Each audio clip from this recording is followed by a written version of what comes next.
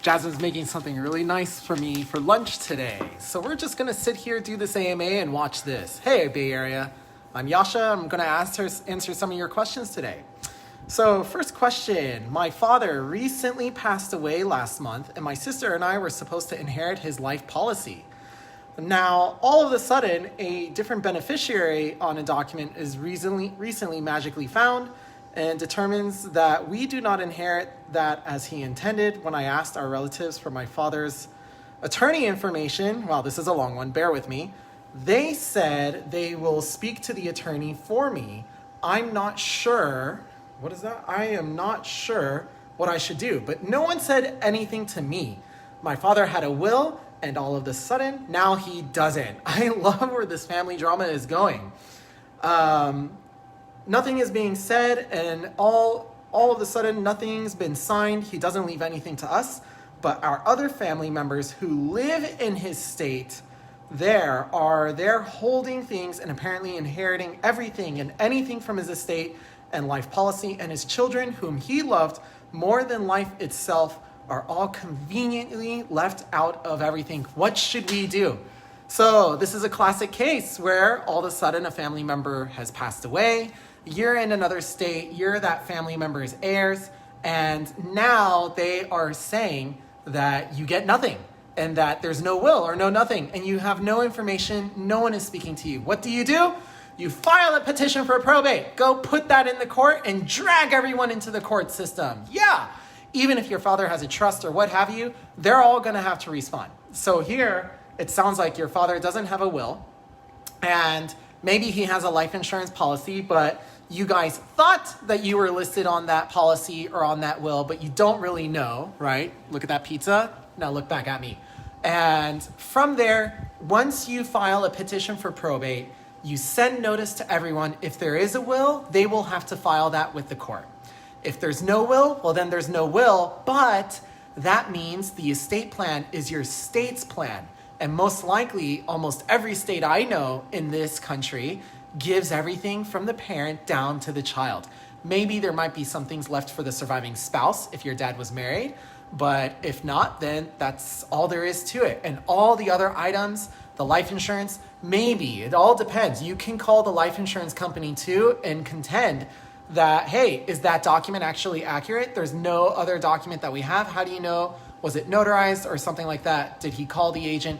You can push them to investigate a little bit more.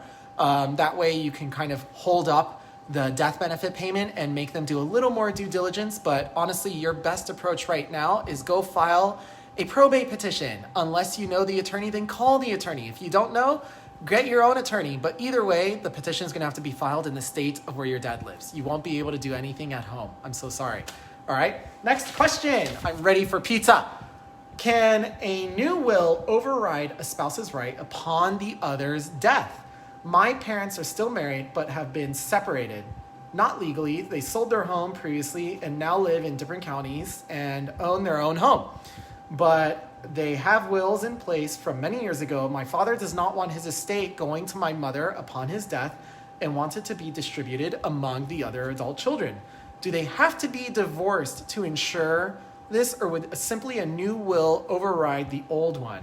Neither has bothered to proceed with the divorce. They are still on good terms, but we want to make sure his estate is handled how he wants without issues. Okay, so if you're in California, remember, you're in a community property state. And here, any assets that are acquired during marriage are considered community property, unless there's a marital property agreement, a prenup, a postnup, something like that, that says otherwise. Now, when you're legally separated, you can acquire assets in marriage that will be considered quasi-community property or your separate property, but it's very hard to say. First, it's hard to say, are you actually legally separated? So your father should speak with a family lawyer just to know what his options are and what's going on there. Now, does that mean he can't create a will of his own? No, he can most certainly create a will of his own. How does that work? Well, when you're married or when you're not married, you individually can create a will, okay? The next thing to ask is, what's gonna happen to the assets that are in your estate? So your will cover your share of the community property plus your separate property. And most couples don't know this, but yeah, even though they're married, dad can say what he wants to have happen to his share of the community property, and he can totally cut wife out. So if dad passes away, his share of the community property and his share of the separate property will go through probate. And if it's community property and he doesn't have a will stating otherwise, then the law says that it automatically goes to the surviving spouse and the children. But if he has a will stating otherwise, he can say none of it goes to the surviving spouse and all of it goes to his kids. So you got to look at dad's will and see, does dad's will, because it's so old and he did it at the same time when he was married and they probably were living together, does it still have your mom or his currently separated spouse, not his ex-spouse, included in his will? Does he not want her included? Then he can go ahead and disinherit her. Absolutely. I don't think that's a great thing to do. Maybe they should just legally separate. If they don't want to do that, then yeah, they can create their own wills, or they can create some kind of agreement in writing that how they want to split the assets. So that way down the road, you can kind of show that legal separation has happened, right? All right. Next question. My father passed away recently, leaving 4 children the house that still has a mortgage, owing roughly $46,000 on the loan.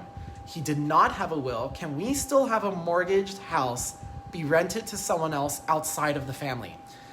So if your father didn't have a will, did that house go through probate? Have you transferred title over to your father's heirs? If that's already happened, well, then there you go. Now all 4 of you own the house as joint tenants or tenants in common. Absolutely, you can rent it out to other people. As long as you all agree, you can rent it out and make that money. Now, the moment one of you wants to transfer your interest, especially in California, over to somebody else, well, that means that house, you're going to have a reassessment on their interest because you're not exempt from reassessment for sibling to sibling transfers. The only time we have exemptions for reassessment from property tax on transfer is when it's parent to child or parent to grandchild. So when you all inherited the home together, there was no reassessment. The reason I ask this is because if you're still in probate and you haven't inherited the home yet, all 4 of you, see who wants the home, because there's a chance you can refinance the home and get a loan from a bank to give whoever doesn't want the home their share of the fair market value of that home. And then the bank will add whatever was given to them as a mortgage.